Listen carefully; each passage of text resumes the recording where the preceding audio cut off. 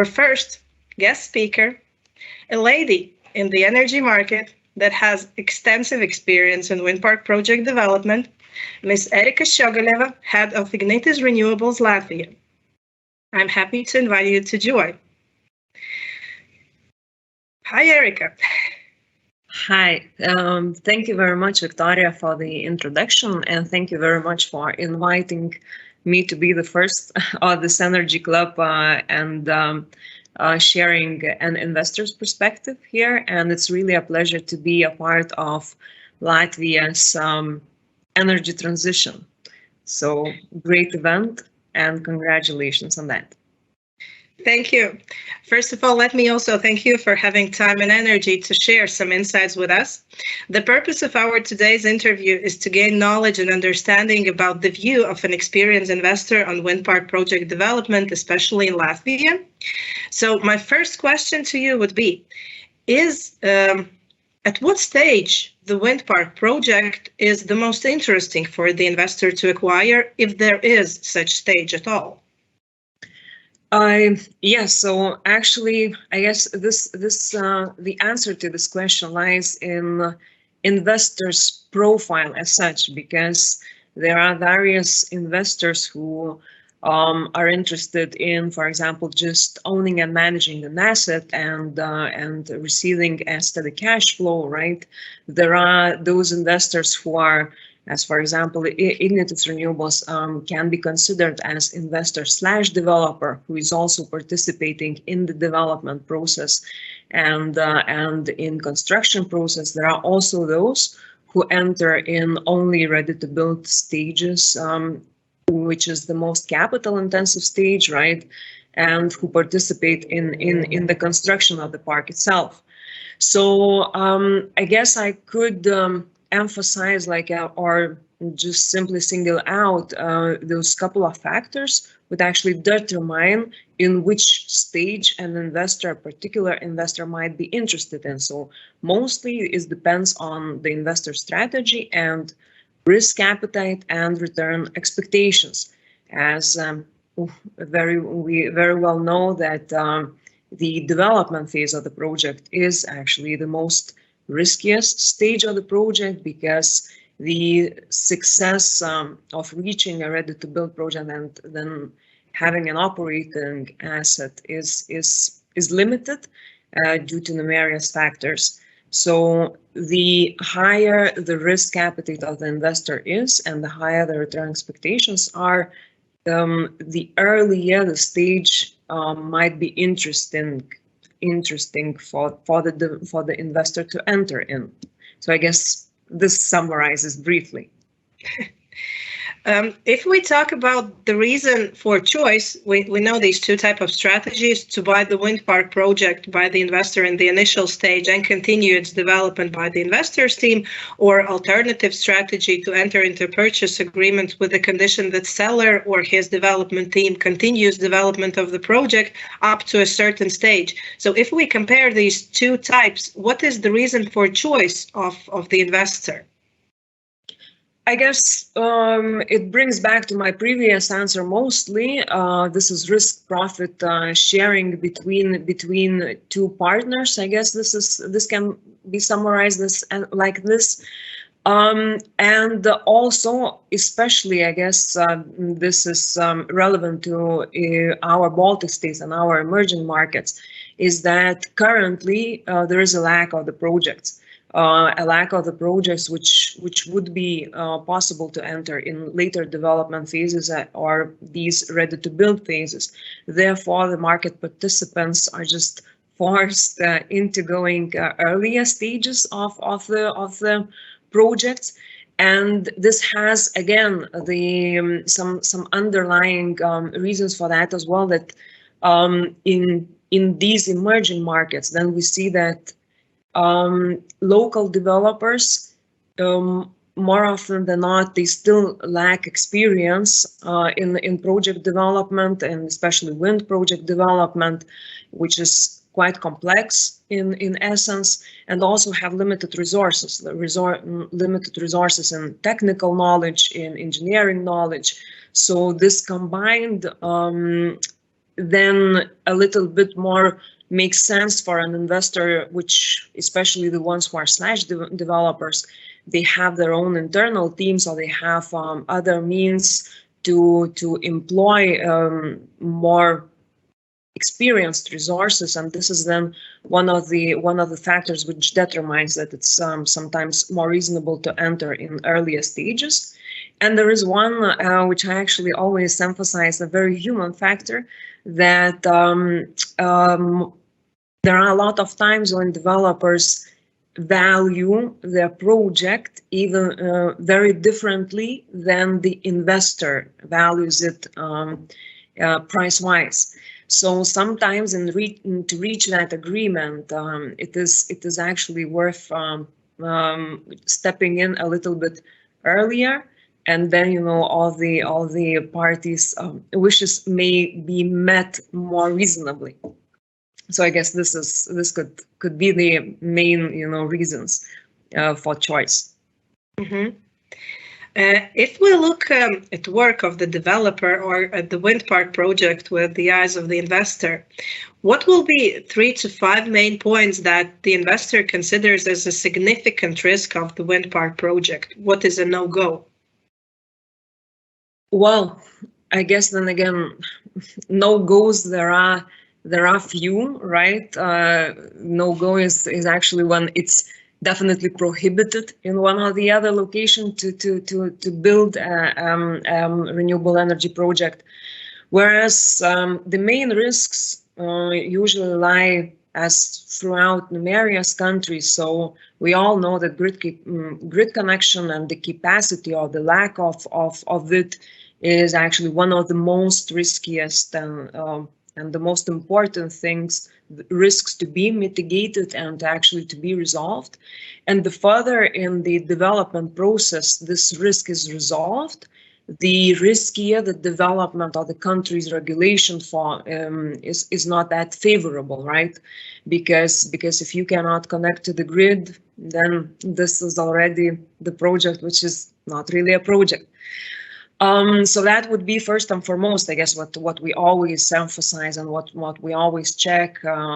Would there be an alternative to export the electricity, or there's just no possibilities whatsoever? The second point, which of course is always crucial, and I generalize, but basically in all the markets which we have experience in, and so EIA processes and the time consumption of those processes, which are quite lengthy, they are quite clumsy. So again, and there's again the most significant part of it, that there are numerous steps where appeals from various organizations, various individuals can be possible, grounded or not grounded, and which again takes very much of the time in development process. And for the investors, clear understanding and visibility of the project's timeline is actually very important. So EIA processes and the uncertainties which lie with the EIA processes, is the other point which the investor considers as a significant risk. So the clearer the timeline and the process itself is better. And yeah, and I guess the last point, which usually is seen also throughout the countries and especially in emerging markets, it's a regulatory uncertainty or the lack of clarity in regulation. So when something is not really clear how it can be resolved, and there are numerous ways to go, and the decision-making right, you don't really know who has the right of taking the decision and when the decision will be final. So regulatory clarity is not only in renewable energy project development is the key, I guess, for safe and secure investment environment is just in all of the country's interest to have. What the developer actually can do in all these difficult circumstances for the wind park project that could give the significant value from the investor's point of view? Yeah, so if we, this is actually a very good question. And if we talk about local developers and from initial stages, it's very important initially to have your project planned as much as possible with a vision of how you will be developing it. And of course, it's really it's a really challenging task, but then what you can put on the table for the investor to consider it as a more likely probable project is actually when you have alternatives. If one or another risk actually arises or materializes, what could be the alternatives of mitigation measures to put in to manage those risks? So there might be an alternative solution to export electricity, or to have another route planned of connection. There's also a possibility maybe to put in a better layout, as in turbine layout, I mean. So it's really it really helps for an investor when he or she is evaluating a project opportunity to have the visibility or the clarity that the developer himself has a plan in place. If not A, then what is B? So I guess, the initial planning is the key answer here. Not only just it's not just enough to have somewhere a land plot and then somehow I will develop this project.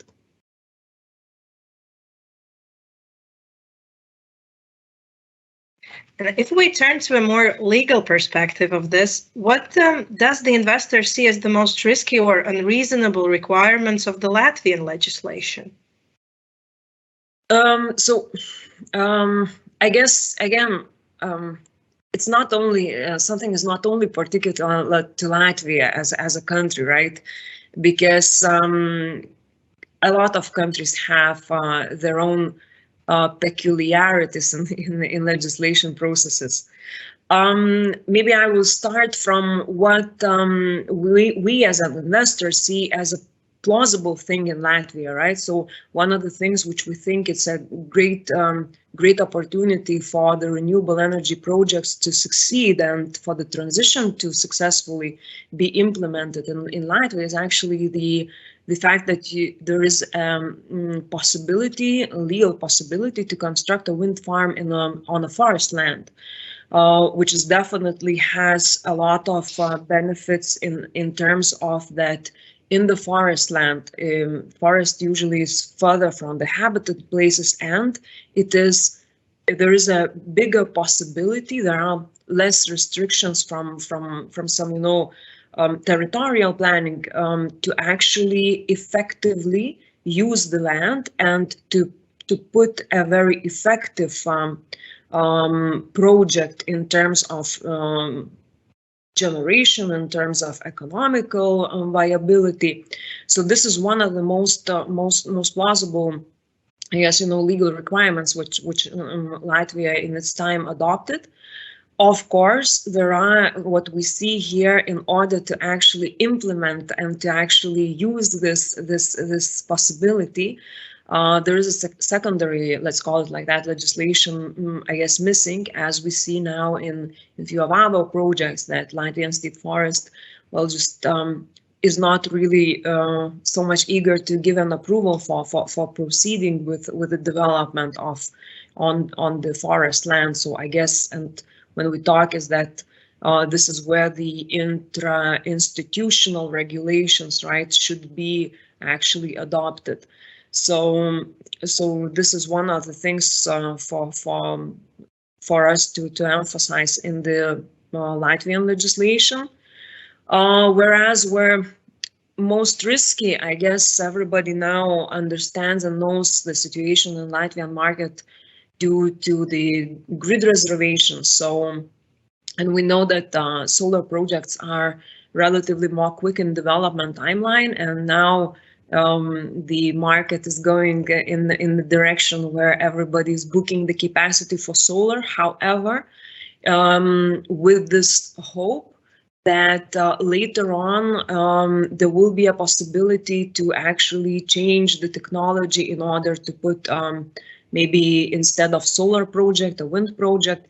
So there's this uncertainty, which definitely, in my opinion, should be resolved and should be tackled as fast as possible, because Latvia, as all our Baltic countries, is much more better positioned resource-wise for wind projects, and wind projects, generations from wind projects are definitely much bigger than solar, and it is more effective, and not only generation-wise more effective, but also cost effective in the region to actually preserve it more for wind, to preserve the capacity for wind projects. So rather than solar, and to actually very well evaluated the proportion of the technological generation division in the grid, as you know, then it might be then later on difficult to reach the national renewable energy targets. This is on the one hand. On the other hand, it might be much more difficult to actually transition to and to become, energetically independent. So this is, one of the, I guess, currently most of the risky parts in Latvian legislation that the solar projects might very quickly block the grid. You have already touched upon some regulatory requirements, like possibility to construct in forest, which you would like an investor to change. Are there any other regulatory provisions that you would consider to be material for changing or adopting?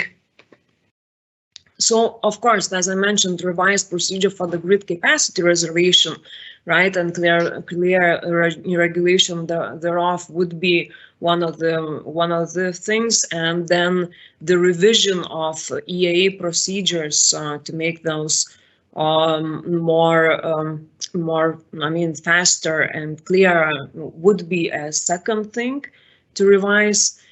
Yeah, we touched the forest issue, and the another hot topic, I guess, is to tackle, the offshore part.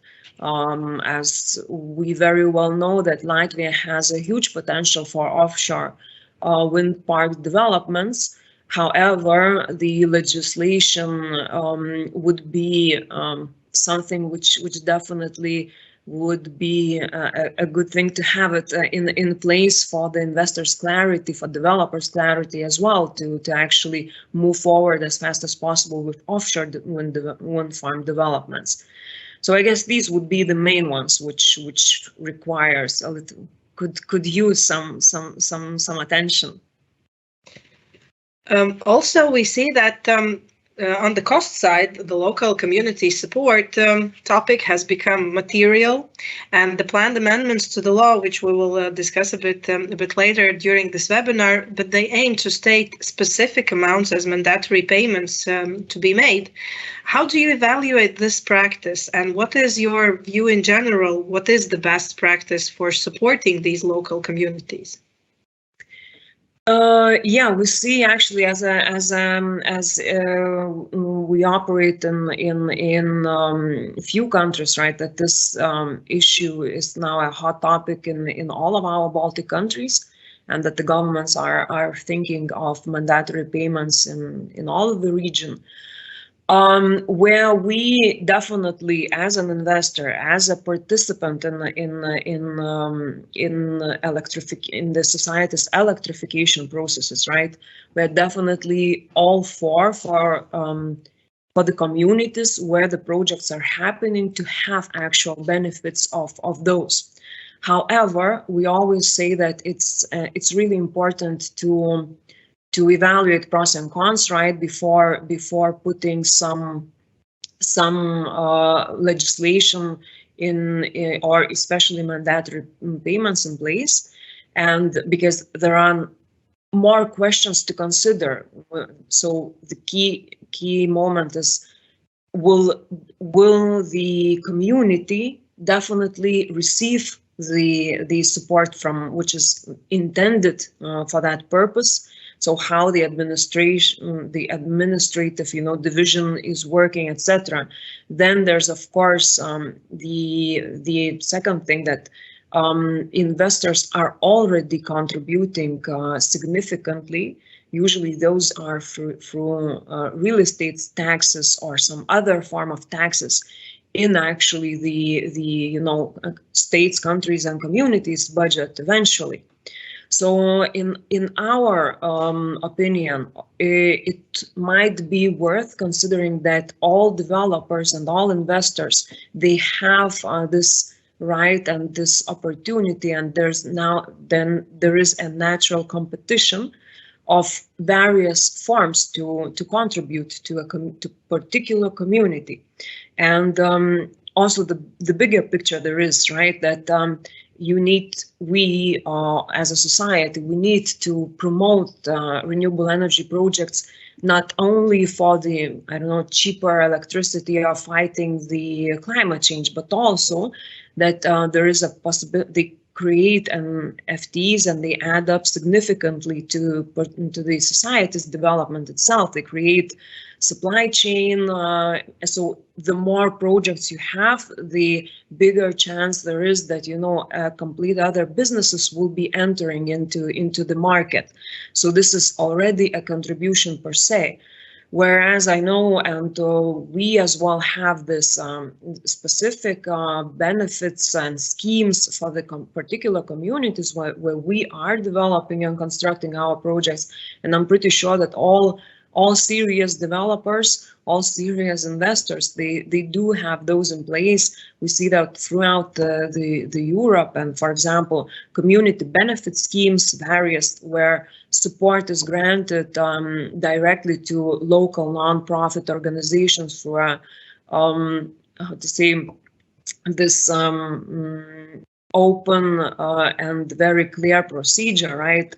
Who can participate in that, to which kind of project, that particularly that community where the project is going can receive the exact benefit.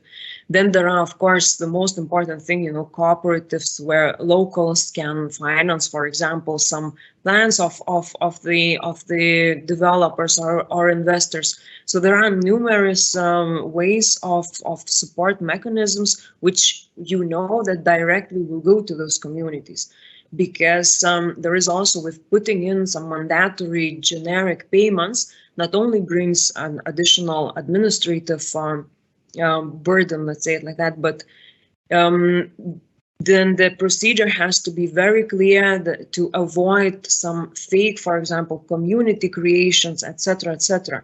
So it's a broad topic which investors tackle, most of the investors tackle on their own, and they always contribute to local communities. So it really has to be thought of from the regulator's perspective very well, I think. So that would be my wish for Latvian regulator. Let's hope they will hear. When we're returning back to the most material topic, you mentioned the secure connection to the grid. Lack of grid capacity is something we may face in the coming future, and new developments for sure will require additional time. Are there any good solutions you as an investor have faced in other project development or in other jurisdictions, for example, some public and private partnership where the state buys out the connection which has been constructed by the developer? What your experience says how to ensure that this grid is in place? Definitely, grid is very much the complex topic in all countries. And I guess there is no one pill which magically would resolve all our issues. So to offer some especially good solution to quickly resolve that, it's really challenging. I guess what is the most important thing is that the grid capacity reservation procedure in place, and the clear one, where the developer and investor does not have to guess what will happen, how it will happen, etc., is a must. Is the first thing which is a must. And from the regulators, and again perspective, I guess the key moment is that we are tackling, climate change. We have national targets to achieve, renewable energy, targets to achieve. And we have one more very serious issue is actually energetic independence, to be as soon as possible energetically independent.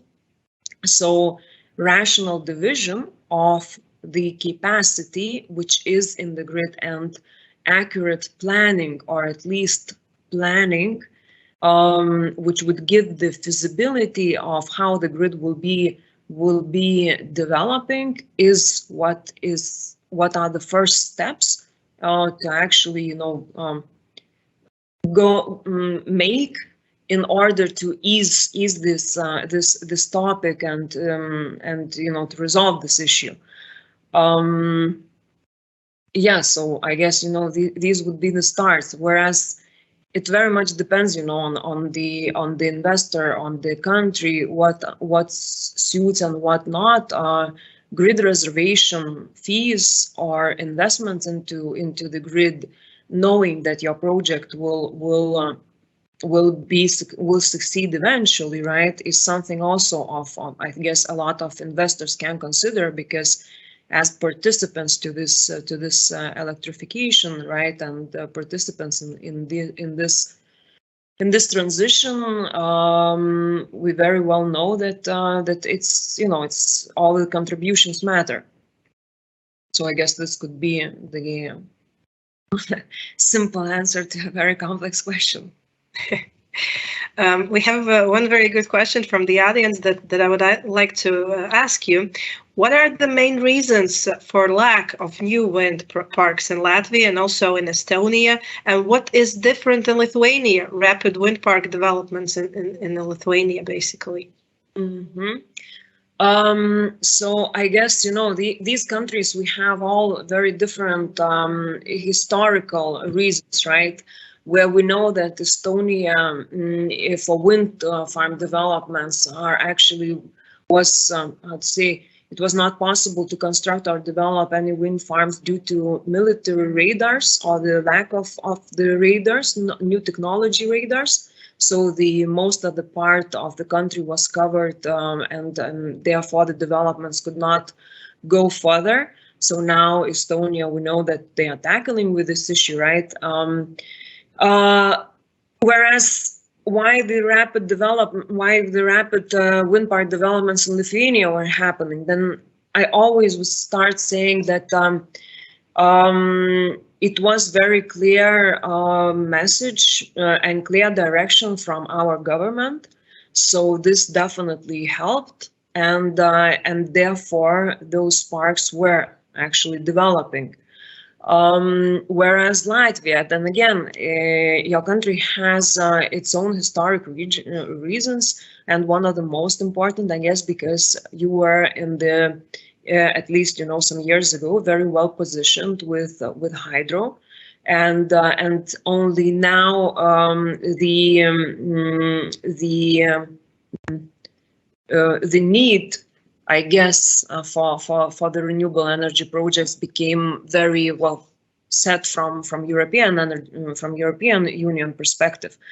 So I guess this is historically it is explained in such a then again simple manner. But I guess the most important thing, the clarity and the clear message, and then the clear actions from local, I mean state government, where we are going, who we are as a country, right, energetically wise, is one of the most important answer. And to summarize all the above, how do you assess the overall opportunities for development of wind park projects in Latvia? So we are very optimistic. You know, we see and we want to contribute into Latvian society electrification with our, as investors, as / developers, inputs, technological knowledge, etc. So we definitely think that the renewable energy projects as such, right, they will be becoming more and more a must, not only from the climate change perspective, but most importantly, in order to be energetically independent and to stabilize and to look into the whole energy system. So I guess this is the way forward, and the way forward as fast as possible.